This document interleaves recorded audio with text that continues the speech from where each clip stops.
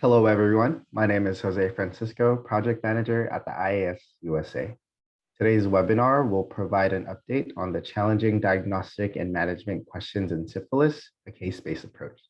I'd like to welcome our presenter, Dr. Ghanem, from the Johns Hopkins University School of Medicine. Welcome, Dr. Ghanem. Thank you. Thanks so much, Jose. Thank you, everyone, for joining us today. I'm delighted you're here, and I'm delighted to be giving this webinar. I'm going to start by saying I have no financial relationships with any ineligible companies related to this talk or related to anything at this point.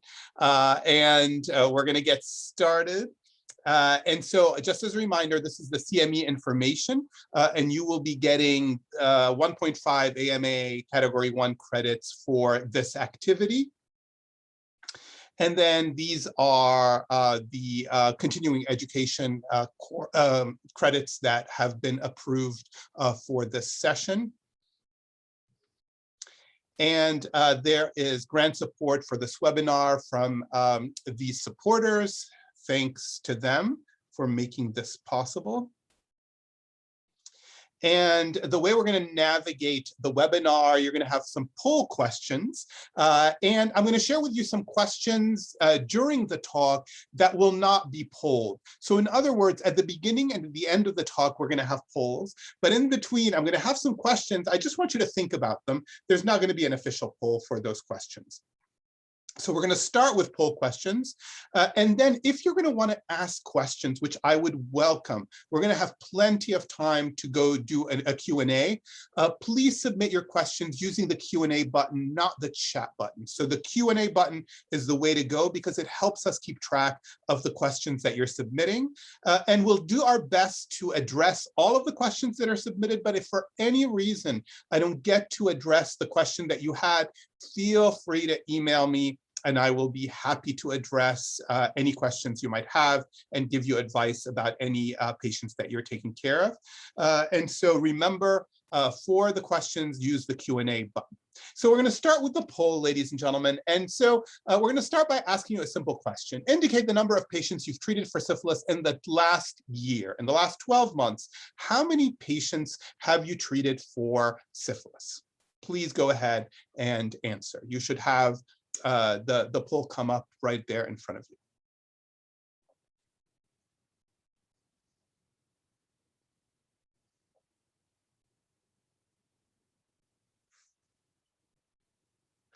Fantastic. Wow. So over 50% have taken care of more than 10 patients with syphilis. That's incredible. And it's not surprising, given the increasing rates of syphilis over the last few years. So thank you very much for answering that.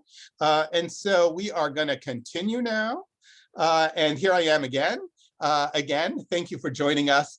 And so the goal for me today, ladies and gentlemen, is really to talk about some challenging management issues related to syphilis. I am going to spend a good deal of time talking about serologies and how to deal with serologies that are not acting the way you want them to act. So hopefully, by the end of this session, you will feel much more comfortable with some of the less common manifestations of syphilis, diagnosing them and thinking about how to approach them. I want to answer questions about when you should think about lumbar puncture. And I definitely want to answer questions and talk about management of serological tests. That is the single most common reason why I get asked questions about syphilis. It's what do I do with these serologies? And so hopefully by the end of this webinar, you will be able to answer those questions and you will feel comfortable doing that. Otherwise, you get your money back. So money back guarantee. And so these are the learning objectives, as I just mentioned. And here is the first pretest question. 2 pretest questions, ladies and gentlemen. Let me read the first one. A 32-year-old cisgender woman living with HIV on effective antiretroviral therapy. You've been following her for 10 years, and she was diagnosed with primary syphilis. Her rapid plasma reagent is 1 to 256. She's treated with 2.4 million units of intramuscular long-acting benzothine penicillin. At 3 months, her titer is still 1 to 256. At 6 months, her titer is 1 to 128. And at 9 months, today is 9 months, her titer is still at 1 to 128. Her exam is completely normal, and she denies any re-exposures over the last 9 months. What is the most appropriate management approach at this time? Should you treat her again with benzathine penicillin? Should you give her a dose? Should you give her 3 doses? Should you continue to observe her? Or should you get a cerebrospinal fluid examination, a lumbar puncture? Please answer this question.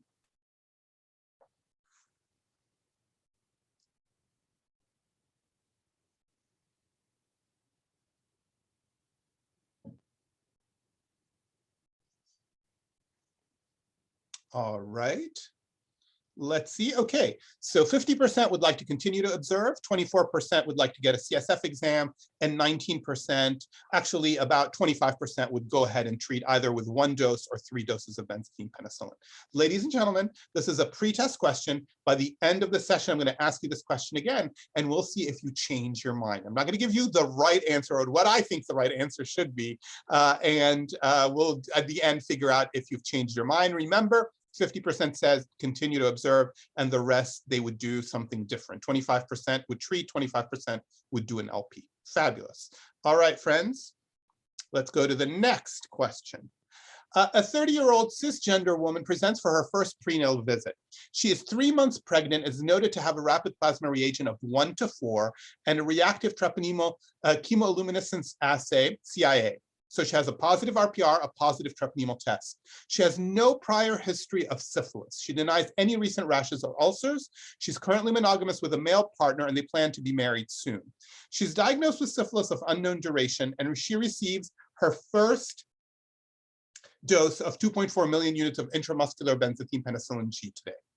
She's scheduled to return 1 week later for her second dose, so 7 days from today for her second dose, but she returns on day 8 for her second dose. So she's late by 1 day for her second dose, and she is pregnant. What is the most appropriate management approach on day 8? Should you just give her dose number 2 on day 8, or should you restart the regimen? Please answer the question.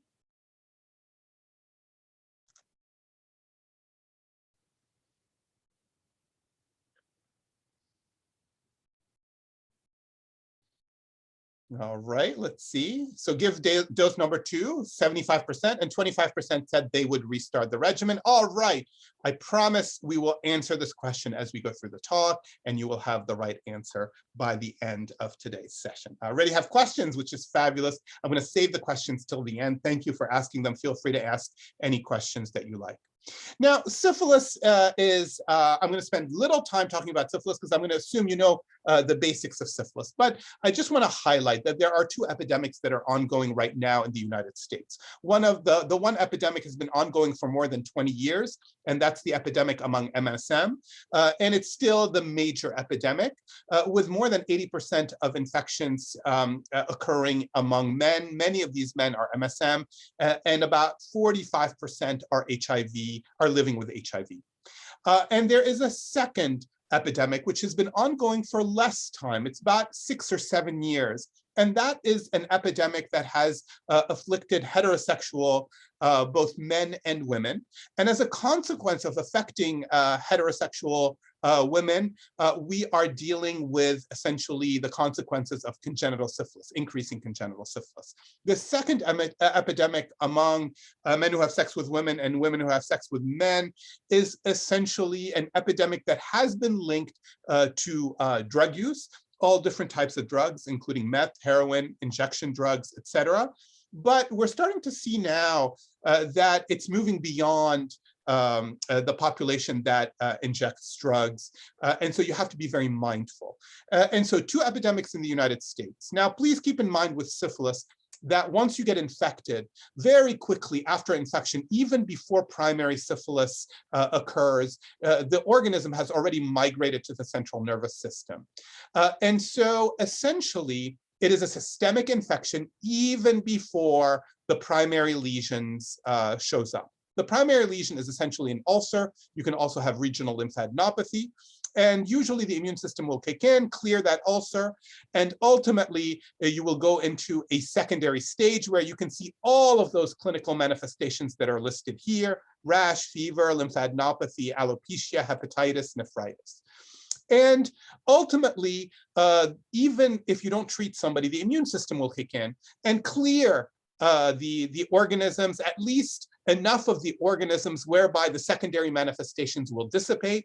And you go into a phase where the patient has neither signs nor symptoms. And this is called latency, and it's called early latency. And there is a border between early latency and late latency, and that border is 1 year. So 1 year from the time of infection is early latency, and then late latency begins more than a year after original infection. Now, why do we divide early latency and late latency? For two reasons. One, clinically, because patients with early latent syphilis, a small number of them can relapse into secondary syphilis. So a small number of patients can relapse into secondary syphilis when they're in early latency.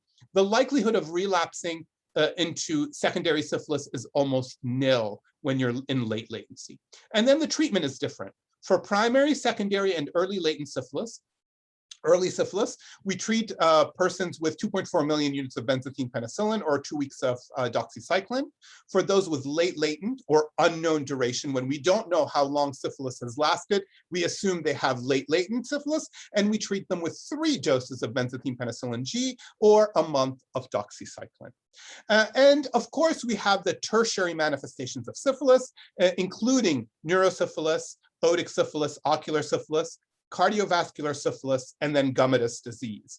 Now, keep in mind, whenever I say tertiary, it just means late manifestations. But I want to highlight one very important concept. Remember, that infection has already migrated to the central nervous system right after the infection occurs. And so it is not unusual to have neurological, ocular, and otic manifestations even during early syphilis. So neurological, ocular, and otic manifestations can occur during any stage of the infection, both early and late. And so we have to keep that in mind. And so it is very important to always assess patients for neurological, ocular, and otic manifestations whenever they come in, whether they have early infection or late infection, i.e., early before 12 months or late beyond 12 months. So please keep that in mind. The other thing that I want to highlight that I think is really important, there have been several studies recently that have come out that have suggested that individuals who were already infected and treated for syphilis, if they get reinfected with syphilis, the likelihood that they're not going to have any symptoms when they get reinfected with syphilis is much higher. So in other words, individuals with syphilis reinfection may be less likely to manifest any of these classic symptoms of primary and secondary syphilis. So please keep that in mind. And finally, the last thing I want to highlight is that classically with primary syphilis, we've described this lesion, the lesions of primary syphilis, as a single painless ulcer, and that's great. But about 30 to 40% of patients with primary syphilis may have multiple painful ulcers that may be difficult to distinguish from herpes simplex virus. So please keep in mind these important factors, that neurological, ocular, and otic manifestations can occur during any stage of the infection. So it's always important to ask questions whenever you see any patient with syphilis. And then that 30 to 40% of patients with early syphilis will have multiple painful ulcers.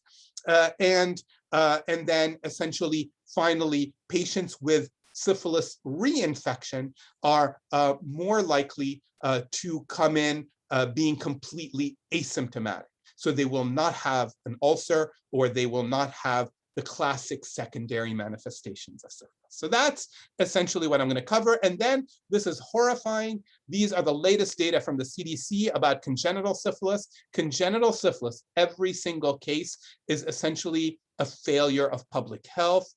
In 2020, 2,000 infants were born and have been identified or reported to CDC as cases of congenital syphilis, a huge increase over the last few years. This is horrifying, this is shocking, and it's heartbreaking. So please keep in mind, check your patients for syphilis. Remember, in pregnancy, at the first prenatal visit, you're checking for syphilis. And in many states, and certainly in all pregnant patients who have risk factors, they should be checked again at 28 weeks and again at the time of delivery. We must find syphilis infection during pregnancy early on so we can treat it and prevent or decrease the risk, the likelihood of it transmitting to the infants. Keep in mind with syphilis that sexual transmission of syphilis only occurs in primary and secondary syphilis in the early stages of syphilis, but that vertical transmission to the unborn child can occur during any stage of syphilis. It can occur early and it can occur late. If a woman has early syphilis, she's much more likely to transmit vertically, up to 80 to 90% likelihood if she's not treated. And then if a patient has late syphilis, they're about 10 to 20% likelihood that they will vertically transmit to the fetus. So keep those issues in the back of your mind. So we're going to talk about our first case, and I'm going to go a little bit fast with this patient because the second patient that I'm going to present is the one where I want to spend time with. 38-year-old HIV positive gay cisgender man, CD4 count 190, HIV RNA undetectable on ART. He comes in with low-grade fevers and a rash for 3 days. He noticed a painless ulcer that appeared on his penis a week earlier and severe rectal pain associated with defecation. He's had a past history of pneumocystis jirovecii pneumonia, and he's had gonorrhea ×3, including one pharyngeal episode. He does not smoke, do drugs. He's had 3 same-sex partners in the last 3 months, and all are persons with HIV. And he reports inconsistent condom use during these encounters. On physical exam, he's got a diffuse rash. He's got a penile ulcer, and I'm going to show those to you. He's got exquisite tenderness on digital rectal exam, no lesions noted around the anus or any other mucosal site. So he's got an ulcer, he's got a diffuse rash, and he's got significant pain when he defecates. And this is the rash that you see. This is the ulcer on his penis. And so what are the laboratory results? Of course, his treponemal CIA, the treponemal antibody test is reactive. The serum RPR is reactive at 1 to 32. His rectal pharyngeal gonorrhea and chlamydia NATs are negative. His rectal HSV PCR is negative. His LFTs show slightly elevated AST and ALT, very high alkaline phosphatase, and a slightly elevated total bilirubin. So essentially, we know that this patient has syphilis, and what he has is overlap of primary and secondary stages of syphilis. Remember, the stages of syphilis can overlap, and they're much more likely to overlap in persons with HIV as compared to immunocompetent persons. But I've seen many immunocompetent patients who have overlapping stages of syphilis. So don't be surprised if you see a primary lesion and you see classic secondary manifestations of syphilis. He also has classic syphilitic hepatitis. The alkaline phosphatase is very high. The ALT and AST are only slightly elevated. This is a classic feature of syphilitic hepatitis, and that should, if you ever see a patient where you get liver function tests and the ALK phosphatase is very high, AST, ALT are only slightly elevated, the differential diagnosis includes secondary syphilis. Don't miss that. And this patient most likely has syphilitic proctitis. And this is something that you see with early syphilis, particularly in the primary stage, rarely in the secondary stage. And the manifestations, the clinical manifestations, are identical to some of the clinical manifestations caused by other sexually transmitted infections, like chlamydia trachomatis, D through K, chlamydia trachomatis, the LGV strains, gonorrhea, as well as herpes simplex. Usually with herpes simplex and with syphilis, you may see an ulcer, but not always. Herpes, you're more likely to see an ulcer than with syphilis, but not always. So if you don't see an ulcer, it doesn't necessarily mean that it's not syphilis or that it's not herpes simplex. And so the clinical manifestations of syphilis, just to remind you, again, single painless ulcer, but up to 40% of patients may have multiple painful ulcers. And also remember that with our persons living with HIV, you can see overlapping of stages. The other more common clinical manifestation in persons with HIV is essentially the development of early neurosyphilis. Early neurosyphilis can occur in patients who are HIV uninfected, but they tend to occur more commonly, or it tends to occur more commonly in patients who are immunosuppressed. Early neurosyphilis, and we're going to talk about that in just a bit. Now, syphilitic hepatitis, we talked about that again, disproportionately elevated alkaline phosphatase in the setting of secondary syphilis. Now, it's not that uncommon. Up to 38% of patients with secondary syphilis will have LFT abnormalities. We just never pick it up because we don't check LFTs. And it's not a big deal because once you treat a person for their secondary syphilis with a dose of penicillin, the manifestations will go away. The hepatitis will be cured with 2.4 million units of benzathine penicillin. I have seen a couple of patients who present with actually mass-like lesions in the liver during secondary syphilis. And in fact, these are small abscesses full of treponines, and they melt away with 2.4 million units of benzathine penicillin G. So keep in mind that you can see manifestations during secondary syphilis of hepatitis, as well as hepatic lesions that may mimic cancer, but in fact are abscesses that are full of treponines.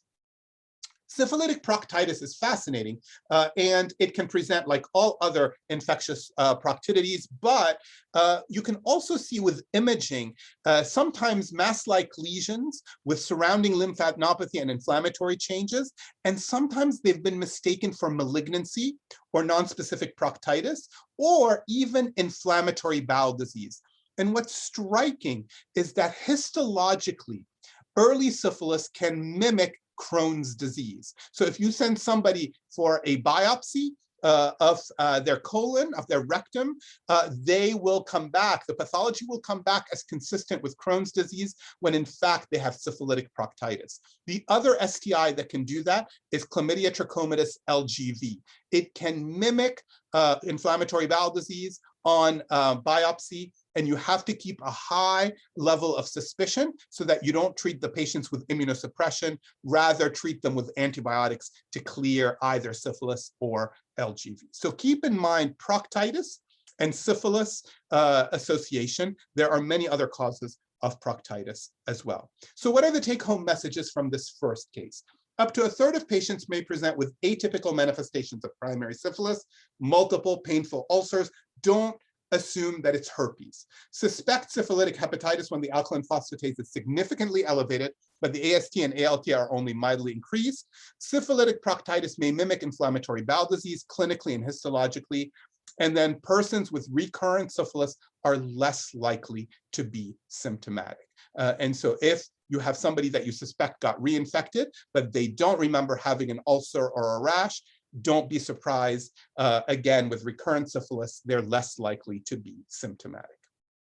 Fabulous. Our second patient, and this is a really important case, and so hopefully you will get what you need about this patient, about the serological management here.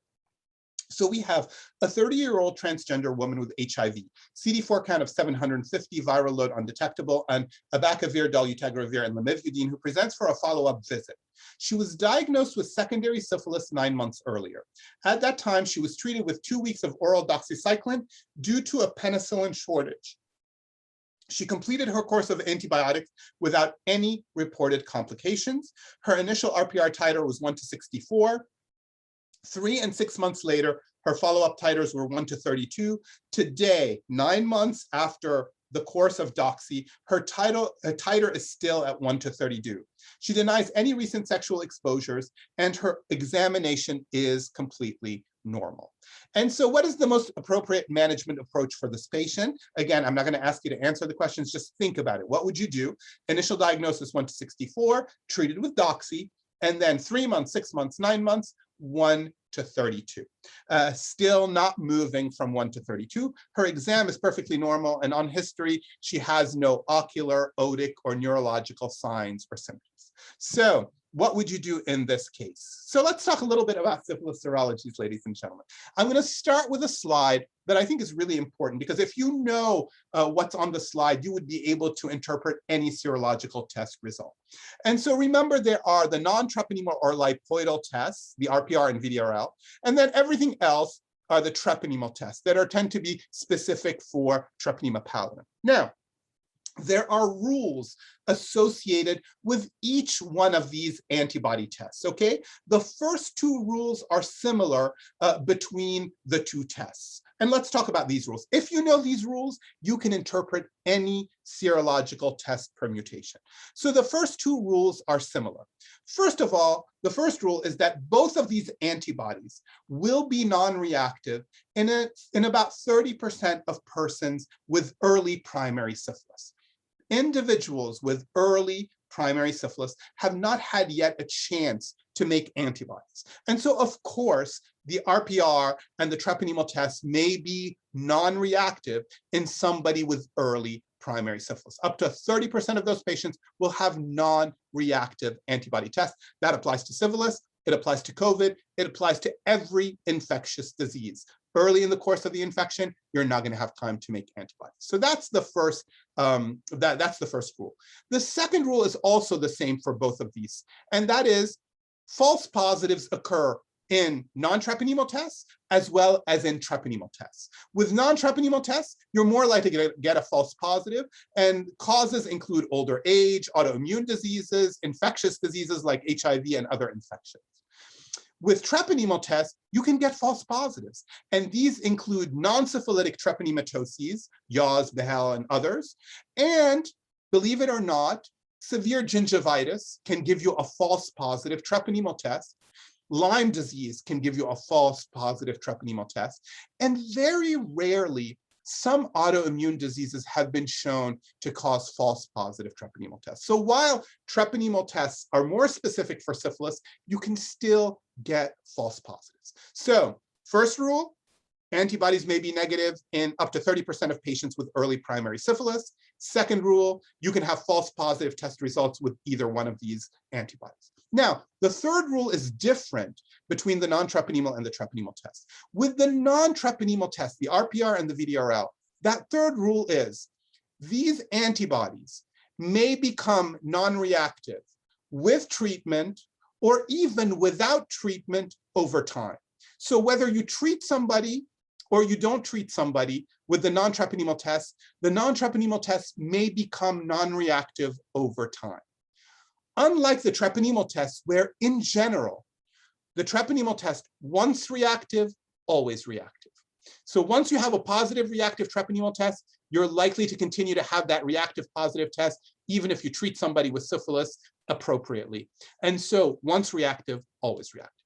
And so based on these rules, you should be able to interpret any permutation of the RPR or the treponemal tests. And we're going to come back to a case later where we're going to try to interpret these test results. So again, why do we use the RPR?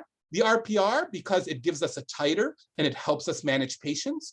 And the treponemal test, why do we use it? It doesn't give us a titer, but it helps us to confirm that a positive RPR is in fact secondary to syphilis. It's more specific for syphilis, but it's not perfectly specific because sometimes we can get false positive tests. Fabulous. So now, what do we do? Let's go back to our patient. So our patient had a titer at 9 months that still hadn't declined fourfold. Remember, what you're looking for is a fourfold decline in titers or a 2 dilution decline. 1 dilution is twofold, 2 dilutions is fourfold. So a fourfold decline in this patient, she had a titer of 1 to 64. If her titer goes down to 1 to 32, that's a one-fold dilute. That's a one dilution decline or twofold decline. What we're looking for is a fourfold decline. So we want it to go down to 1 to 16. And if she goes down to 1 to 16, then that's a serological cure. But she hasn't gone down to 1 to 16 yet. She's still at 1 to 32 at 9 months. What do we do with this patient? Well, what do you do with RPR titers that don't decline fourfold after therapy? About 15% of your patients are going to fall in that category. And so you better come up with an approach to those patients. And we're going to come up with an approach together. So a lack of a fourfold decline in titers. The first thing you have to do is make sure that you've waited for the full duration of time that's recommended. For early syphilis, primary, secondary, and early latent syphilis, the recommendation is to wait for a full 12 months after therapy before you do anything. A full 12 months. And in fact, we know that with persons living with HIV, their titers can decline even more slowly than persons who are immunocompetent. And so the CDC treatment guideline says you can even wait up to 24 months after treating a person with HIV for syphilis, for early syphilis. You can wait up to 24 months or 2 years. So for all patients, wait at least 1 year. And for those living with HIV, you can wait up to 2 years before you do anything that requires retreatment. Our patient has HIV, and it's only been 9 months. And so certainly a very reasonable approach is to wait and not do anything. If a patient has late latent syphilis and you treat them for late latent syphilis, you have to wait 2 years, 24 months before you need to do anything. Wait for those titers to decline. Now, keep in mind, I'm not suggesting in the face of increasing titers, you should wait. No, here what we're focusing on are titers that are not increasing, but that are not yet decreasing fourfold. So these are titers that have not declined fourfold. So the first thing you have to do is wait the amount of time that's necessary. In our patient, a full 24 months is reasonable. She has early syphilis, she has HIV, so waiting for a full 24 months is perfectly reasonable. For any other patient that is immunocompetent, waiting at least 12 months is perfectly reasonable. And in fact, it's recommended. And again, if they have late latent syphilis, waiting for a full 24 months. So now, let's assume we waited a full 12 months or even 24 months for our patient, and the titers haven't come down. What do? The first thing we do is we make sure that the patient doesn't have any neurological, ocular, or otic signs and symptoms. We have to make sure that they don't have active neurosyphilis, ocular syphilis, or otic syphilis. And so it takes a few minutes to ask questions to make sure that there's nothing there and to do a quick neurological exam. If there is nothing, great, 2 thumbs up. If there is evidence of neurological signs or symptoms, then we must perform an immediate lumbar puncture. If they have ocular signs and symptoms, we refer them immediately to an ophthalmologist. And if they have otic signs and symptoms, we refer them immediately to the emergency room to evaluate for the possibility of otic syphilis. But if they're asymptomatic, great, 2 thumbs up. The next question is, could the patient have been reinfected? During this time, if their titers didn't go up fourfold, there's a possibility that because we're seeing them every 3 months, the titer may have declined very quickly, and then they got reinfected and the titers came back up. And so you don't want to miss somebody who could have been reinfected. And so you always ask about the possibility of reinfection. And if the patient says, yes, I could have gotten reinfected, or I had a partner who had syphilis during this time and I had unprotected exposure with that partner, then by all means, just take another dose of benzathine penicillin and treat the patient. But if the patient doesn't have any neurological signs or symptoms, and the patient has not had a high likelihood of reinfection, what do you do at that point? And the answer is there have been multiple studies that have looked at this. They've all been observational studies. Should I give more antibiotics or should I just follow the patients? And in every one of these studies, it didn't make a difference in the intermediate term whether you treat or you just watch these patients. And it didn't make a difference because ultimately, in about 30% of these patients, the titers ultimately decline. And for the other patients, the titers never did anything much, and the patients were fine. One study even did a lumbar puncture on these patients, and they did not see a difference between those who were treated and those who were not treated. And so the answer is, in the short term, most of these studies followed these patients for 2 years. In the short term, it doesn't seem to make a difference whether you treat somebody or you just follow them. Longer term, 5 years, 10 years, 15 years, nobody knows. Those studies have not been done. And so the answer is, when you've waited the appropriate amount of time for the titers to come down, when you have ruled out neurological signs and symptoms and the possibility of reinfection, then it's really there are no data to support additional treatment. And so here's what I do.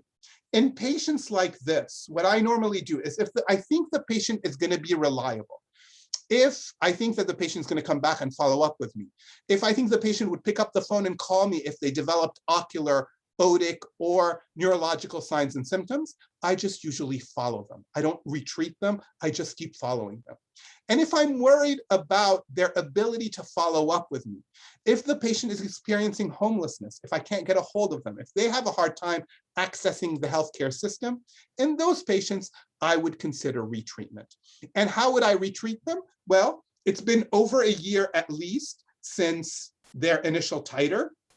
And so in those patients, because it's been more than a year, I would usually use 3 doses of benzathine penicillin G. So for most patients, I don't treat them, I follow them. For the small number of patients where I'm worried that they may not be able to access healthcare, I will go ahead and treat them with 3 doses of benzathine penicillin G. And then if the titers don't come back down, I don't do anything anymore, just leave them be. So, ladies and gentlemen, what do you do with titers that don't come down? First, you wait the appropriate amount of time. Second, you make sure they don't have any neurological signs or symptoms, ocular signs or symptoms, or otic signs and symptoms. You figure out if the patient could have been reinfected. If yes, you treat them. And finally, if all of that is negative and you think that the patient has access to healthcare and would follow up, just follow them. That's perfectly reasonable. And these are all the studies that have looked at, should we give additional treatment or should we observe individuals whose titers don't decline fourfold? And in summary, these observational studies suggest that additional antibiotics in persons whose titers do not decline fourfold do not appear to confirm short-term benefits. Longer-term benefits, we don't know, but short-term benefits, there doesn't seem to be an advantage. So what do? Like I said, I will only retreat the patient if the patient is pregnant. I forgot to mention that. With pregnancy, I take no risks. If the titers haven't come down and the patient happens to be pregnant, I will go ahead and treat, or if I suspect the patient will be lost to follow up.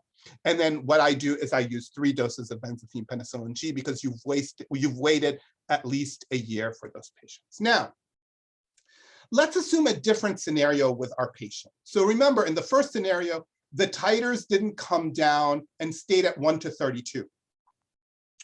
Let's assume a different scenario. Here, the titer actually goes up fourfold at 9 months. So now this is different. Now the titer has gone up fourfold from the previous titer, 3 months earlier.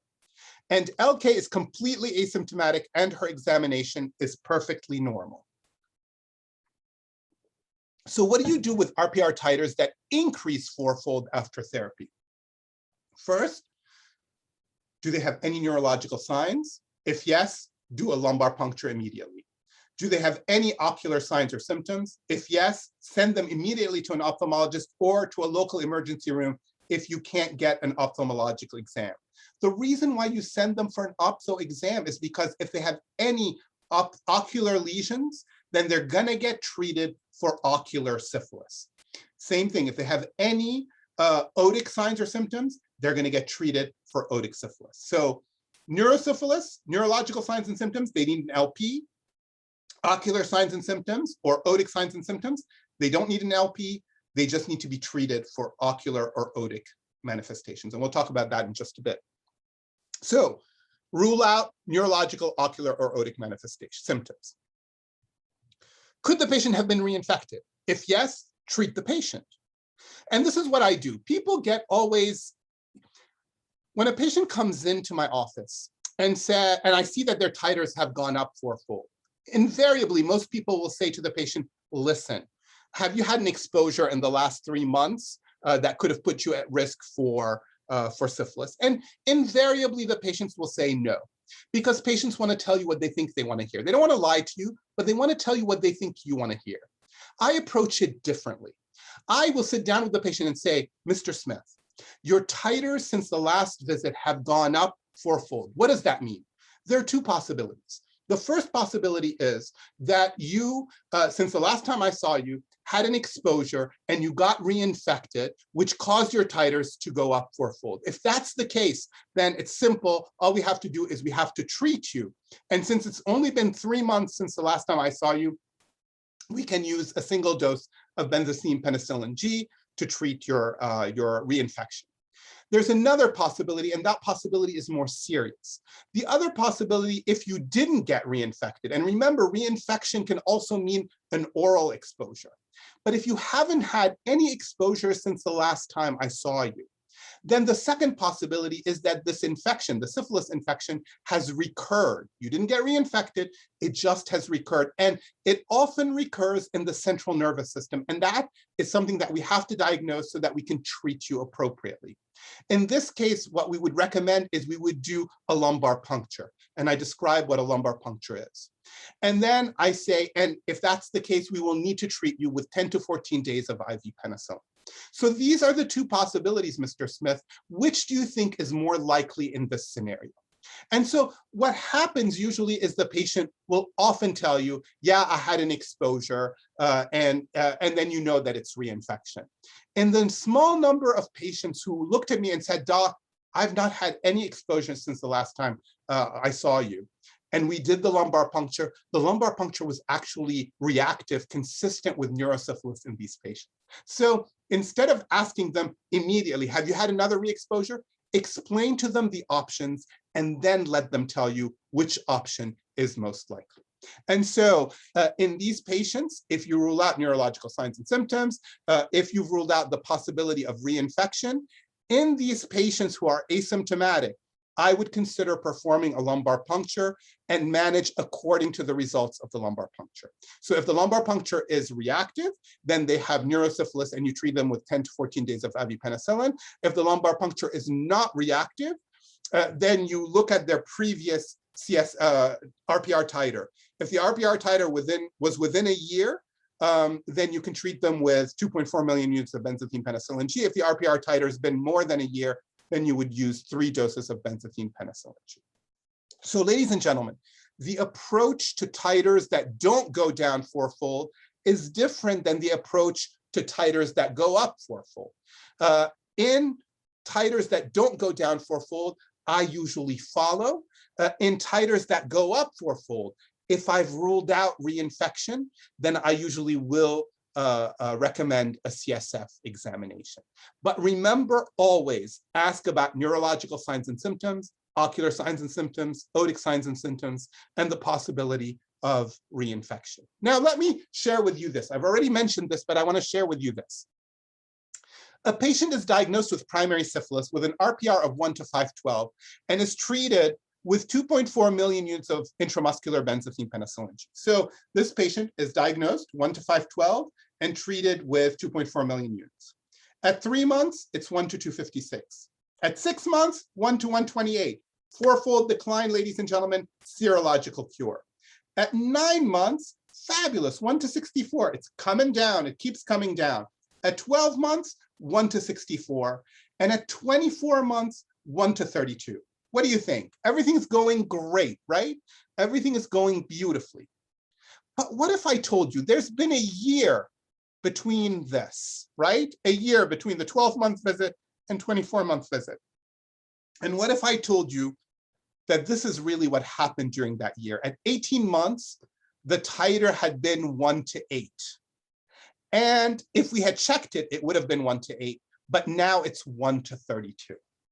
I want to remind you that during every interval of time, right? Any interval of time, you don't know what these titers are doing. We're just looking at a snapshot at 0, 3 months, 6 months, 9 months, 12 months. It's possible that, for example, here, the titer had been 1 to, let's say, 64, and then suddenly it went back up, or 1 to 32, and it went back up. You don't know what happens in these intervals, particularly the longer intervals. A lot can happen during these intervals. So it's always very important to ask the patient if they could have been re-exposed, because if they could have been re-exposed, it's probably better to treat. And yes, you're likely to overtreat some patients, but I would feel strongly that it's best to overtreat than undertreat. And remember, if you're only asking about symptoms, patients who get reinfected are less likely to have symptoms. And so I know what you're going to ask me. You're going to ask me, well, how do I know? How do I know if a patient got reinfected, if the titer hasn't budged, and if they've had re-exposures? That there's no easy answer. That's going to be the art of medicine. You're going to have to think through this and think, well, is it possible? Remember, these are individuals who already exist in a network where syphilis is prevalent. And so the pretest probability that they can get reinfected is actually fairly high. And so I would say that's where the art of medicine comes in. In general, if I think the exposures are such that could put them at risk for syphilis, I will usually treat. Because I don't know what's happened. In these shorter intervals, if the titers haven't changed much and they're going in the right direction, I usually let it go. But if it's been a longer interval and the patient has had a potential exposure, then I would go ahead and treat. But ladies and gentlemen, that is the art of medicine and not the science of medicine. That's where your relationship with the patient and your clinical judgment and also your tolerance for risk, right? I mean, some people are highly tolerant of risk and other clinicians are less tolerant. There's no right or wrong answer in that situation. And the lesson here is never try to interpret a serological test for syphilis without a history that allows you to assess for treatment failure or reinfection. So keep in mind, always ask about otic, ocular, and neurological symptoms in all your patients that have syphilis or have had syphilis, even those whose titers are doing exactly what they're supposed to do. Now, the patient is observed. So remember, at 9 months, we decided we're just going to follow her. She's doing great. She has no symptoms. She's had no exposures. We're going to follow her. And at 12 months, her follow-up RPR titers declined to 1 to 4 without treatment. Hurrah, that's great. 1 year later, she presents complaining of bilateral tinnitus and hearing loss. She reports recent condomless exposures with 2 new sex partners.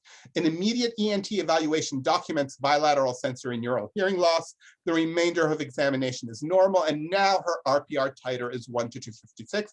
What happened? The patient got reinfected. This patient got reinfected, and now she's presenting with essentially what appears to be otic syphilis. What is the most appropriate approach to managing this patient? Well, she has otic syphilis. She's complaining of bilateral tinnitus and hearing loss. She doesn't give any other neurological manifestation: headache, cranial nerve abnormalities, weakness, seizures, none of that, no other neurological. So purely otic manifestations. What is the most appropriate approach to managing this patient? Well, with otosyphilis, the approach is to essentially start IV antibiotics. And remember, otosyphilis, ocular syphilis, and neurosyphilis, while they are different entities, they are treated the same way with 10 to 14 days of IV penicillin.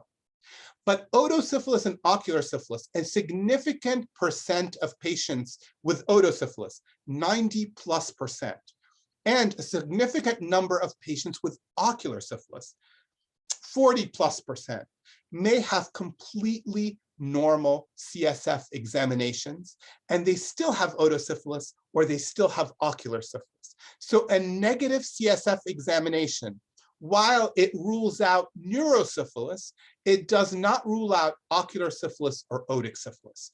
And so with these patients who come in with otologic signs or symptoms or ocular signs and symptoms, refer them immediately to the emergency room. Tell the emergency room doctor, listen, this patient has no other neurological signs or symptoms. You don't need to do a lumbar puncture. This patient needs to be admitted and started on IV penicillin for presumptive otosyphilis or presumptive ocular syphilis. Again, if they have neurological signs and symptoms, do a lumbar puncture, because a negative lumbar puncture will rule out neurosyphilis. but a negative lumbar puncture does not rule out otosyphilis or ocular syphilis. And always remember to refer those patients immediately. Don't wait, because if you wait, some patients will develop manifestations that will become irreversible. We've had patients who've lost their hearing completely, or they've lost their vision in one or both eyes because there was a delay in the diagnosis and treatment. These patients were waiting for an appointment with their ophthalmologist. Don't wait, send them to a local emergency room. And if there is nobody that can evaluate them at the emergency room, no ophthalmologist, et cetera, and they have ocular signs and symptoms, then go ahead and treat them empirically for ocular syphilis or otosyphilis. Don't let these patients leave without the proper evaluation. Now, I always get the question, well, I had a patient who has serological evidence of syphilis, but they've had these eye symptoms for the last 5 years. In those cases, of course, it's unlikely to be ocular syphilis. If the manifestations have been present for months and months and months, and they have not changed in character or intensity, then it's not likely to be ocular syphilis or otic syphilis. These are chronic manifestations independent of syphilis. But be much more concerned if these manifestations have appeared recently or have changed in characteristics recently. That's when you should be much more worried. So the take-home messages for part 2. You should never attempt to interpret syphilis serological results in the absence of a clinical history. You've got to know the clinical history to be able to interpret serological results. The approach to a patient treated for syphilis is always the same, no matter what their serological titers do. If they were potentially re-exposed, treat them. If they have neurological, ocular, or otic manifestations, then act accordingly. If it's neurological manifestations, do a lumbar puncture. If it's otic or ocular manifestations, refer them immediately for evaluation and treatment. If they don't have either one of these, and the titers do not decline fourfold, then in most of these patients, you can just observe. If the titers increase fourfold and you've ruled out reinfection, then go ahead and consider a lumbar puncture in these patients. Also remember that patients with otic or ocular signs and symptoms do not require a CSF examination unless other neurological signs and symptoms are present, such as headaches, cranial nerve abnormalities, strokes, etc. If they have pure ocular or pure otic signs and symptoms, you just need to refer them for treatment. So hopefully now you know what to do with patients whose titers don't go down fourfold, and in patients whose titers go up fourfold, and in patients who have ocular or otic manifestations of syphilis. So this is a 28-year-old cisgender man with HIV, started recently on abacavir, dolutegravir, lamivudine, who presents complaining of a headache and mild neck stiffness. He admits to condomless exposures with 3 new partners over the previous year. On examination, he's noted to have a diffuse rash and a right 6 nerve palsy. So he's got cranial nerve abnormalities, headache, stiff neck, and a diffuse rash, and he's had exposures. Ladies and gentlemen, this is the classic presentation of early neurosyphilis. What is the most appropriate approach to managing this patient? This patient has neurological signs and symptoms, and so this patient should have a lumbar puncture to rule in or rule out neurosyphilis. If the lumbar puncture is perfectly normal, then you've ruled out neurosyphilis, because patients with neurosyphilis have abnormalities on their lumbar puncture. Either they should have, they will always have a white cell count that's elevated, and in about 50% of those patients, they may also have a reactive CSF VDRL. But 50% will not have reactive CSF VDRL. They'll only have abnormally high white cells in their CSF. And so who should you do a CSF exam on?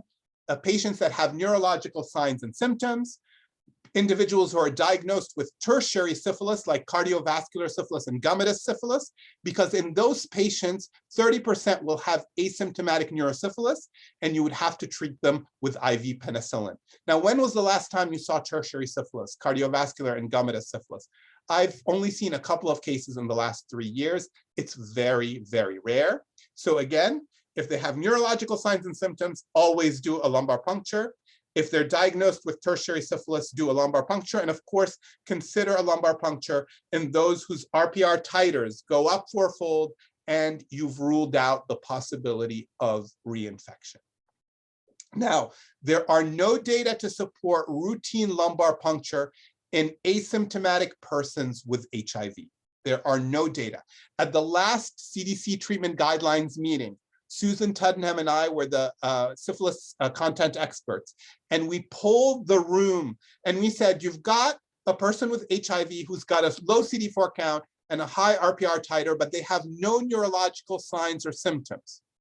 Would you do a routine lumbar puncture in those patients? And not a single person raised their hands. And these were a lot of the experts of syphilis. So it's interesting to see how that's changed over time. As long as the patient is reliable, then there really are no data to suggest that doing anything will lead to a better outcome. There are a lack of data. And so in general, most of us will not do anything for individuals who are asymptomatic, who have HIV. The only time I do a lumbar puncture is for these three situations that I've summarized here. Some people feel strongly. Some people have come up to me and said, listen, Khalil, persons with HIV, particularly those who have advanced immunosuppression, may be at higher risk of having neurological complications. I feel better doing a lumbar puncture. That's fine. It's okay. There's nothing unreasonable in doing that. If you prefer doing a lumbar puncture, by all means, talk to the patient and do a lumbar puncture. There's nothing unreasonable. I'm just telling you what I do. In most of these patients, I do not do a lumbar puncture unless they satisfy these criteria here. Now remember, with neurosyphilis, the things you're looking for are an elevated white cell in the CSF, a white cell count that's elevated in the CSF. In persons not HIV infected, usually more than 5. In persons who are HIV infected, usually more than 10 white cells per high power field. And so CSF pleocytosis is the most sensitive marker, but it's certainly not specific. Many things can give you a high CSF white cell count. The most specific test is the CSF VDRL, but it's not sensitive. 50% of patients who have neurosyphilis will have a negative CSF VDRL. The CSF elevated protein is non-specific. I rarely use it as the only abnormal criteria to make a diagnosis of neurosyphilis unless it's very, very high. If it's only slightly abnormal and the white cell count is normal and the CSF VDRL is normal, I usually call that a normal CSF, and I say the patient doesn't have neurosyphilis. So with neurosyphilis, it's a combination of tests. The most sensitive test is pleocytosis, or an elevated white cell count in the CSF. So our patient undergoes a CSF examination. Of course, he had abnormal CSF, and the VDRL is 1/32. The patient is treated with 14 days of IV penicillin. Does the patient need an additional dose of benzathine penicillin at the end of their course of 14 days of IV penicillin? That's a question that I always get. And does the patient need a follow-up CSF examination in 6 months? And so these are two common questions that I'm going to answer. First of all, do you need more doses of benzathine penicillin after treatment for neurosyphilis? And the answer is nobody knows. But there is no known benefit to giving additional doses of benzathine penicillin G after the treatment of early neurosyphilis, because with early syphilis, you only need to give 10 to 14 days of an antibiotic to essentially eradicate the organism in early syphilis, because it's replicating faster than in late syphilis. And so for early neurosyphilis, there's unlikely to be any benefit to giving additional doses of benzathine penicillin G after you've treated the patient with IV penicillin for 10 to 14 days. Our patient has early neurosyphilis, so there's no benefit whatsoever. But we don't know whether additional doses of benzathine penicillin G improve the outcome in persons with late neurosyphilis.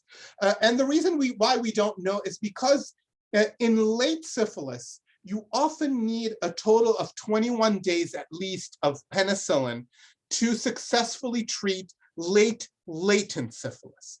And when you're treating late neurosyphilis, you're only treating with 14 days of IV penicillin. So it's possible that you may not be giving enough antibiotics to cure somebody's late disease. But nobody knows. And so what I usually tell people is, if you've got somebody with late neurosyphilis and they finish a 14-day course of IV penicillin, and you can get a hold of them and give them 1 dose of 2.4 million units of benzathine penicillin, go ahead and do it. But if you can't, don't lose sleep over it. There are no data to suggest that it makes a difference. There are just no data. We don't know if it makes a difference or not. But if you're going to do it, I would do 1 dose at the end of the 14 days of IV penicillin, 1 dose of 2.4 million units, which will give them levels for another 10 days. And so 10 to 14 days plus 10 days, that gives you about 21 to 24 days, which is plenty to treat late syphilis. So that's what I normally do. Early neurosyphilis, I don't. Late neurosyphilis, if I can get a hold of the patient, I will give them 1 dose. Do you need to do follow-up CSF examinations after neurosyphilis treatment? And the answer is no, as long as the patient is doing clinically better and their RPR titers are going the right way. So there have been 2 studies that have shown that as long as the patient is doing clinically better and their titers are going down the right way, you don't need to follow up the CSF examination unless the patient starts doing clinically worse. If the patient does clinically worse, then of course, doing a follow-up exam is important, because then you can compare the initial exam to the follow-up exam and decide what you need to do.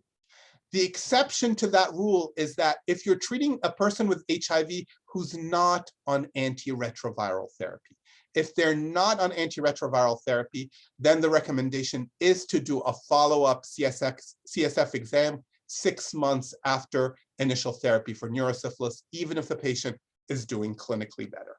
So for most patients, you don't have to do a follow-up CSF examination. For patients with HIV who are not on antiretroviral therapy, you should do a follow-up exam at 6 months to make sure that things are progressing appropriately. So these are the take-home messages. All patients suspected of having neurosyphilis must undergo a CSF examination, because a normal CSF examination rules out neurosyphilis. The diagnosis of neurosyphilis depends on pleocytosis and in 50% of patients, a reactive CSF VDRL, which is specific but not sensitive. Immunocompetent patients and persons with HIV on ART do not require a follow-up CSF examination 6 months after treatment for neurosyphilis, as long as they're clinically doing better. And there are no clinical data to suggest that additional doses of intramuscular benzathine penicillin G after IV penicillin therapy leads to improved outcomes. Clinicians may consider a dose of IM-BPG following IV penicillin in the setting of late neuroocular or otic syphilis. Our last patient, this is a simple one, a 30-year-old cisgender woman who presents for her prenatal visit, first prenatal visit. She's currently estimated to be in her 10th week of pregnancy. Her examination is unremarkable. She reports a past history of chlamydia infection, but no other history of STIs when she was 17, so 15 years earlier. Routine lab tests are obtained, and 2 days after her visit, she's noted to have a reactive treponemal CIA, a non-reactive RPR, and a reactive DPPA. How would you interpret the diagnostic test for syphilis? So she has 2 reactive treponemal tests and non-reactive RPR. She's never had a history of syphilis that she knows of. So we go back to our rules. Remember the 3 rules? In this case, they used the reverse sequence algorithm. They started with a treponemal test. That's great. The treponemal test was positive. Then they got an RPR. The RPR was negative. What would you do in this case? Well, the treponemal test could be a false positive or a true positive. How do we distinguish that? We get a different treponemal test, which is exactly what they did. And the different treponemal test was positive. So now you have a positive first treponemal test and a positive second treponemal test with a negative RPR. What are the possibilities? Well, we know that positive treponemal tests can be due to old treated syphilis or new syphilis. And the other possibility is that the patient has a early primary syphilis that essentially where the treponema antibodies have become positive before the non-treponema antibodies have become positive. And then the last possibility is a prozone reaction with secondary syphilis, where the non-treponemal test is falsely negative. Now, when do you see a negative non-treponemal test? The patient may have no evidence of syphilis, or the patient may have old treated syphilis, or the patient may have old untreated syphilis, or with the prozone reaction. And so what do you do with a patient that has a positive treponemal test, a positive second treponemal test, and a negative RPR? Well, if the physical exam is perfectly normal, then they probably don't have early syphilis or secondary syphilis in most instances. Then the possibilities are old treated syphilis or old untreated syphilis. In our patient, she denies any past history of treatment for syphilis. And so by definition, this patient has old untreated syphilis. Her exam was normal, so she doesn't have secondary syphilis. Her exam was normal. She doesn't have primary syphilis. So it's either old treated or old untreated. She was never treated in the past. So it's most likely old untreated syphilis. And so what would you do in this case? You would treat her.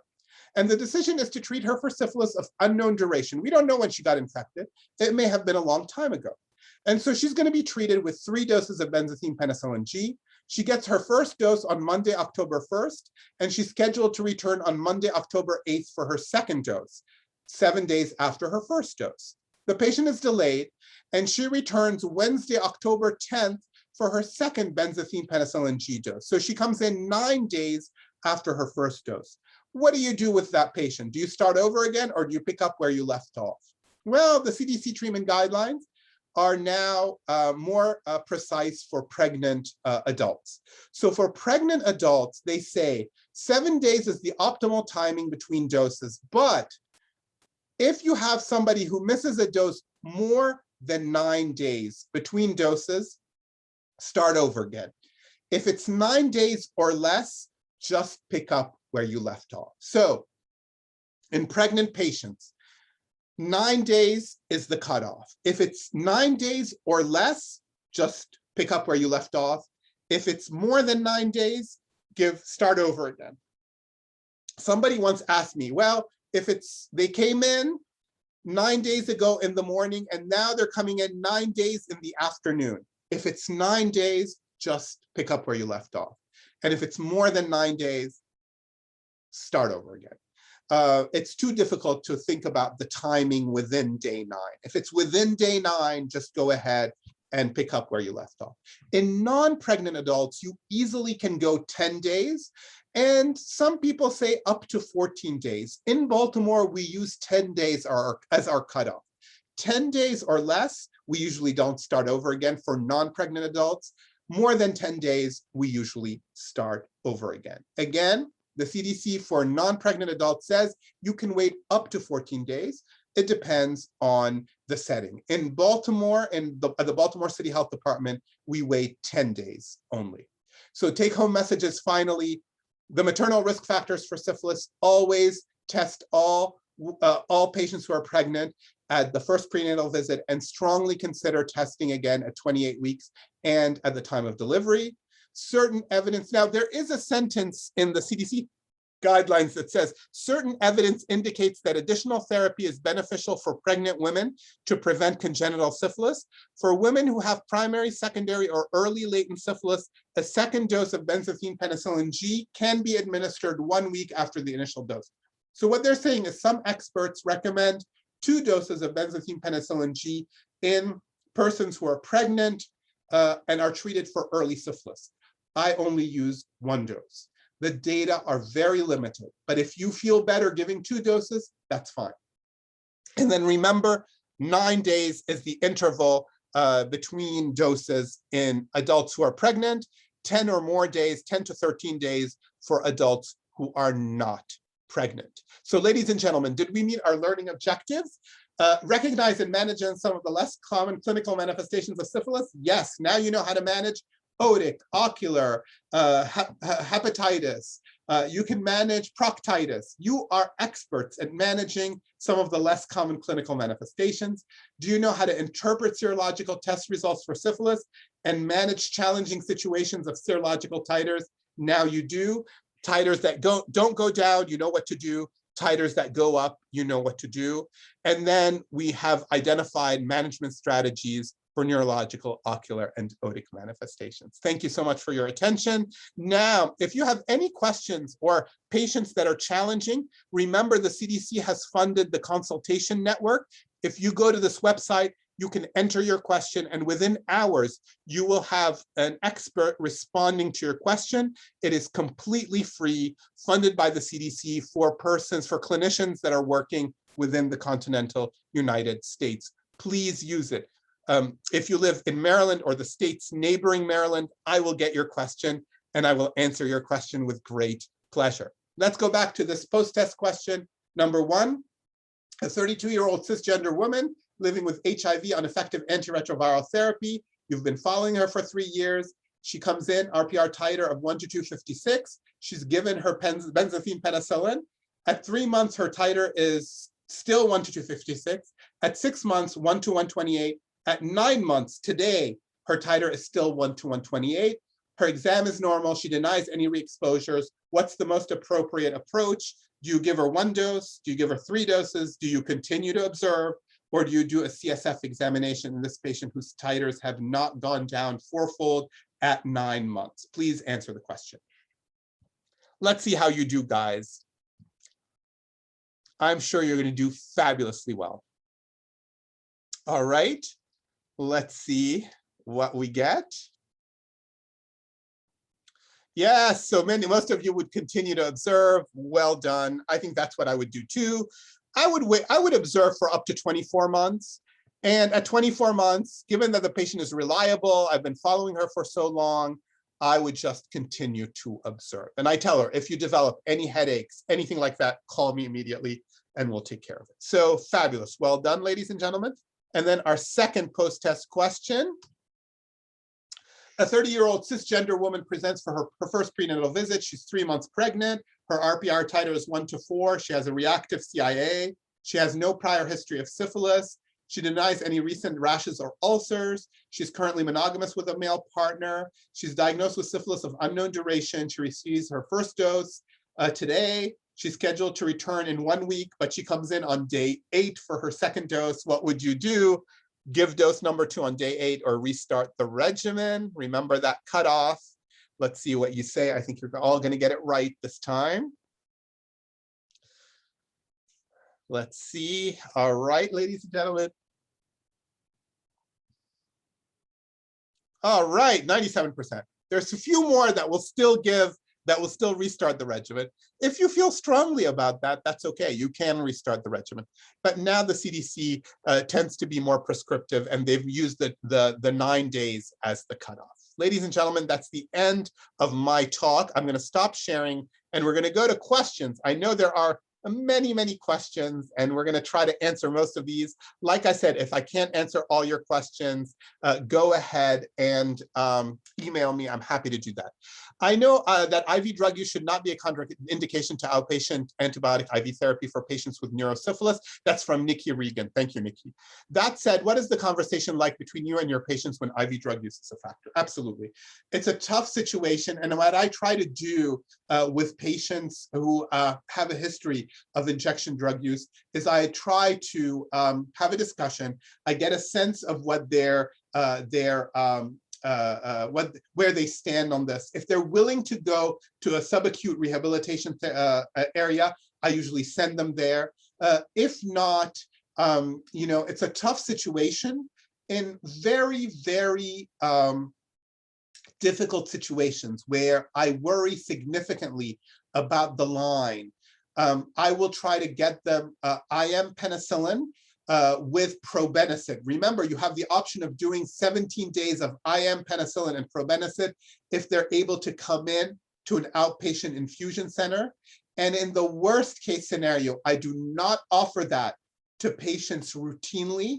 But in the worst case scenarios, I will keep them in the hospital for the 14 days while I'm giving them IV penicillin. So it's a tough situation, Nikki. There's no easy answer, but in severe cases, I've kept them in the hospital. If a patient is leaving AMA and they're saying, I will not get any more antibiotics, and they've got neurosyphilis, ocular syphilis, or otic syphilis, there is a regimen that has not been studied very well, but you could use it for those patients, and that's doxycycline 200 milligrams twice a day orally for a month. Not 100 milligrams twice a day, 200 milligrams twice a day. It's an alternate regimen in the UK guidelines. The US guidelines don't routinely recommend it. I have used it infrequently when a patient is leaving against medical advice, and I'm very concerned. There is an ongoing attempt to get a study going, a randomized trial, to see if that regimen works. I do not recommend it as an option unless the patient is leaving against medical advice. Thank you. Stephen Leaner has asked, can unilateral sudden onset sensory neural hearing loss treated by ENT with steroids be secondary syphilis? Should we do RPRs in addition to the steroids? Yes. Sudden onset hearing loss can be due to otic syphilis, and you should definitely test for syphilis. Thank you. Dr. Thitipakatakaran has, I'm sorry, I may have mispronounced your name, I apologize. How can syphilis be spread in secondary stage? Through intercourse, even though there aren't any chancres? Yes, through intercourse, but syphilis, the treponeme has also been found in saliva. And so there needs to be, routine kissing is less likely, but more aggressive kissing can potentially transmit it, and certainly through exposures, contacts where there is microtrauma to the skin. And so secondary syphilis is the stage where it is most easily transmitted. Now, the other question I always get is, I had a patient who had secondary syphilis with a rash, and I shook their hand. Can I get syphilis? And the answer is no. Shaking the hands, no. There needs to be microtrauma to transmit secondary syphilis. Can RPR titers be low in persons with latent syphilis or syphilis of unknown duration? Absolutely. RPR titers can be low, and in fact, RPR titers can be negative in patients who have late syphilis, even those who have not been treated. So the RPR titer may be very low or non-reactive in patients who have untreated late latent syphilis. Thank you. Stephen has another question. Can congenital syphilis first present in adulthood? If so, how does it present? Yes. So there are patients who have congenital syphilis who may not manifest until years after the transmission, the vertical transmission. And so sometimes they can present with ocular abnormalities, otic abnormalities, or neurological abnormalities. Usually they tend to present at the age of 10 or 15, but rarely it's been described in patients who are 20, 30 years old, who present as the result of late manifestations of congenital syphilis. It's rare, but it can happen. Thank you, Stephen. What is the fate, Dr. Khan asks, what is the fate of EIA and RPR presently tested to start ART when an HIV positive syphilis, the RPR of 1 to 128, and the patient is receiving treatment? Becoming RPR non-reactive 1 year ago, now lost to a follow-up for 6 months. So that's a good question. And usually it's the treatment of HIV should not impact the course of the titer. Although there are data to suggest that when you treat HIV, the RPR titers following treatment for syphilis will likely go down faster. These studies are not the best studies, but they're reasonable studies. The titers will usually come down, and in many patients will become non-reactive. The RPR titers will become non-reactive anywhere between 6 months to 12 months after treatment. Now, keep in mind that about 15 to 20% of patients who are treated for syphilis, for early syphilis, even treated appropriately, their titers will never become non-reactive. And a subset of these, their titers will actually not decline fourfold. Now you know what to do with these patients. Thank you. Do we see, this is Stephen again, do we see much early neurosyphilis in HIV on ART with full viral suppression? So it has been estimated that fewer than 3% of persons with HIV will develop neurological complications from syphilis. So it's not a common manifestation, but it's certainly more common than individuals who are not HIV infected. So it's less than 3%. Exactly how much, nobody really knows. Thank you, Stephen. What does a gamma look like? So a gamma looks like, that's Dr. Knox. So a gamma essentially is an inflammatory reaction that can look like a mass or a cancer, even though it's not a cancer. And it's usually the body's reaction. It's an inflammatory reaction to an organism, and it can occur in any organ system. It can also occur on the skin. On the skin, it can look like a rash. In an organ system, it can look like a mass or an abscess. And you have to have high clinical suspicion. Usually the diagnosis is made after a biopsy is obtained. Dr. Otano, does syphilitic hepatitis need liver ultrasound? And if abnormal, does it need to be repeated? No, the syphilitic hepatitis, usually once you treat the patient, it will disappear very quickly. Within a week or two after the treatment, the LFTs will become normal. So all you need to do is follow up the LFTs a month later. And if the LFTs are normalized, you don't have to do anything. If the LFTs are still not normal, at that point, you might consider imaging because you may be looking at a different diagnosis. Thank you for that question. What is the likelihood, Dr. Mirani asked, what is the likelihood of a false positive FTA-ABS? We had a pregnant woman with FTA positive, but TPPA negative multiple times. RPR was also not non-reactive multiple times. Infant, when born, went full workup and completed 10 days of penicillin. Of note, there was a new diagnosis of HIV with a low CD4 count of 75. Are treponema tests affected by CD4 count?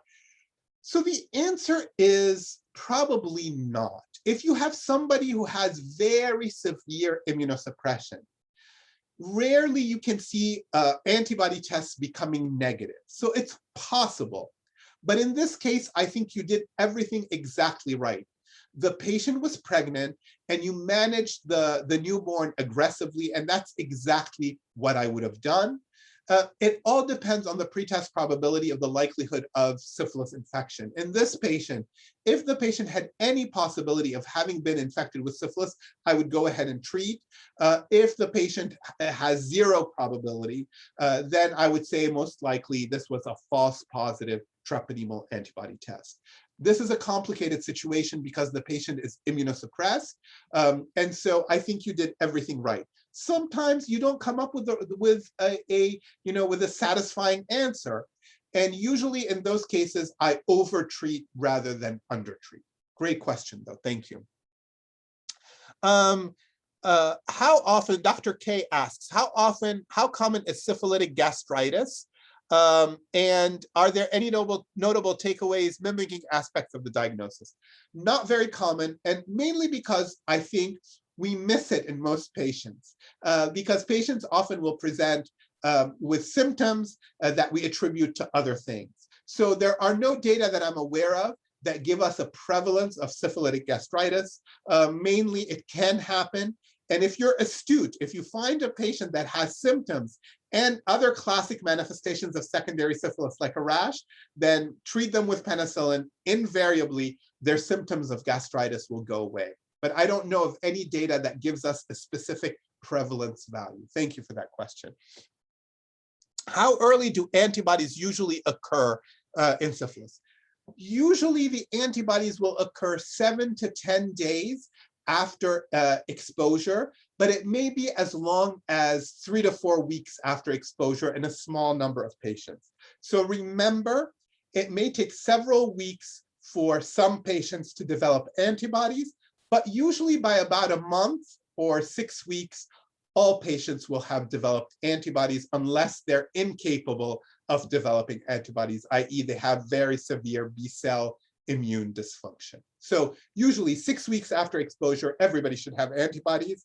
Most people will develop antibodies within 10 to 14 days after exposure. Thank you for that great question. Interested to know the outcome of EIA and RPR tests after a long sabbatical of the patient from treatment. So the EIA test will usually remain reactive for many years after treatment. The RPR for most patients will become non-reactive about 2 years after treatment, but about 20 to 25% of patients will have a persistently reactive RPR test even after appropriate therapy. Thank you for that question.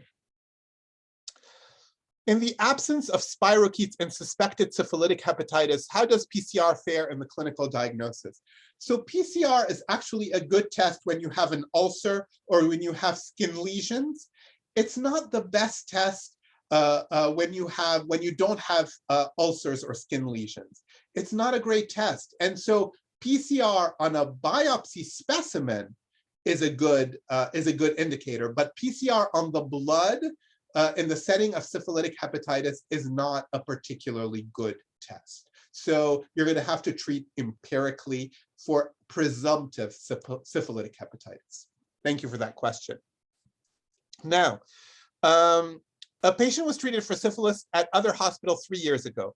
RPR titer unknown. Today, the RPR is positive. What do you suggest I do to distinguish a reinfection from the serofast condition? Well, in this case, you're going to have to go by the history of the patient. If the patient says, yeah, I've had unprotected exposures, just treat them and then follow de novo. If the patient says, no, I've not had any other exposures, then I think I would just continue to follow the RPR as long as they have no neurological signs or symptoms and as long as they have no ocular or otic signs or symptoms.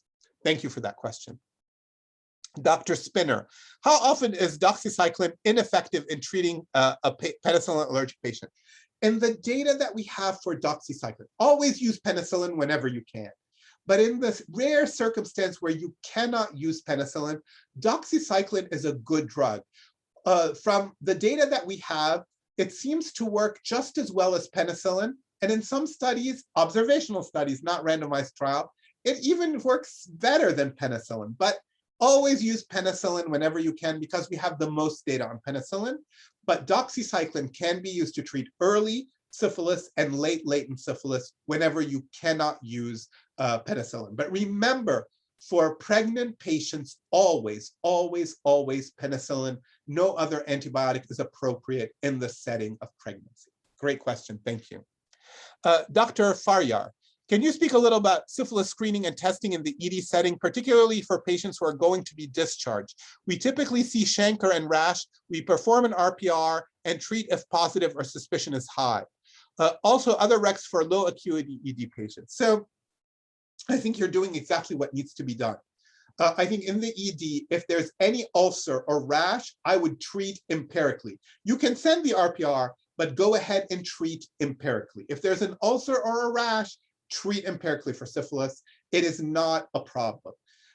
In patients who don't have any signs or symptoms, then sending an RPR in the right context. So for example, a patient who reports same-sex exposures, that's very high risk. Somebody who reports opposite sex exposure, but who reports drug use, that's also higher yield. But I know it's tricky in the emergency room when there are no signs or symptoms because they leave and then you may never be able to find them and get them back. But the good news is if the test comes back reactive, you can always call the health department and they will send the DIS to find those patients. So if a patient, Dr. Solberg asks, if a latent infection can spontaneously decrease RPR titer, if it drops down to a low number and no recollection of treatment, does that patient still merit syphilis treatment? And the answer is yes. So in a patient who has a positive serological test, And even if their RPR is very low or if their RPR is negative, then treating the patient is really important, because remember, the RPR titer can become non-reactive with or without treatment. Now, what do you do if the RPR titer is a negative? Do you follow the patient? The reason why you follow the patient is to make sure that their titers don't go back up. That's the reason why you follow the patient. Thank you very much for that question. What about patients who are at high risk to be lost to follow-up? Why not treat early rather than waiting the full 24 months in HIV patient? Dr. Yarborough. Yes, Dr. Yarborough. If the patient is at high risk for being lost to follow-up and you're concerned, by all means, treat earlier. If their titers don't go down by 12 months, you can go ahead and treat, even though they're HIV infected. So that's perfectly fine. Again, that's where the art of medicine trumps the science of medicine. If you're worried about the patient, go ahead and treat them. What are the ocular, Dr. Lehner is asking, what are the ocular symptoms, focal deficits, etc.? So remember, syphilis can affect any part of the eye, from anterior to posterior. And so you can see almost any ocular manifestation. You can see evidence of conjunctivitis. You can see pain in the eye, particularly with uveitis. You can see decreased vision. You can see a hypopion. You can see almost any ocular. You can see floaters. You can see flashing lights. In rare cases, patients have experienced essentially retinal detachments. So you can see any ocular manifestation with syphilis, from anterior all the way to posterior. How long is somebody infectious after initial treatment? So remember, patients with latent syphilis who are not sexually, will not infect anybody sexually. And so they can start having sex as soon as you give them treatment. In fact, they could have had sex without treatment because they're not going to infect anybody. But individuals with early syphilis, usually I say wait for 7 to 10 days before they reinitiate sex. There's a theoretical risk that they could still be infectious before the 10-day mark. Theoretical risk. Probably after a few days, the risk of infection, sexually transmitting the infection, is exceedingly low. Ladies and gentlemen, I think we're at 2:30 now. But like I said, if you have any questions that I didn't answer, and I know there are a lot of questions I didn't answer, and I apologize, feel free to email me. My email, if you Google my name, you're going to get my email. And feel free to email me. I would be happy to answer any questions. I hope you found this. Seminar useful. I hope that you will take some of the things that you learned today and apply to your patient population. Thank you so much for sticking out for a whole hour and a half. And I wish you all the best. Thank you very much. Thank you, Dr. Ghanem. As a reminder to our audience, information on how to claim continuing education credits will be emailed by 5 p.m. Pacific time and this tomorrow, and this will enable us to review all of those that have attended today's live broadcast. Sign up for our upcoming webinars, and to view on-demand webinars, including this one today, please visit the IAS-USA website. This month, we have an upcoming webinar on tuberculosis and HIV co-infection scheduled for November 16th. And if you are interested in our COVID-19 dialogue series, we have one upcoming in December 3rd, and it will discuss COVID-19 in people who are immunocompromised, waning immunity, and breakthrough infections. Lastly, we have an upcoming course, and these two courses will be virtual. One will be held on November 5th, and the other will be on November 19th. To register, please visit the IAS-USA website. Lastly, we'd like again to thank our presenter, Dr. Ghanem, and to the audience for your participation. This concludes today's webinar.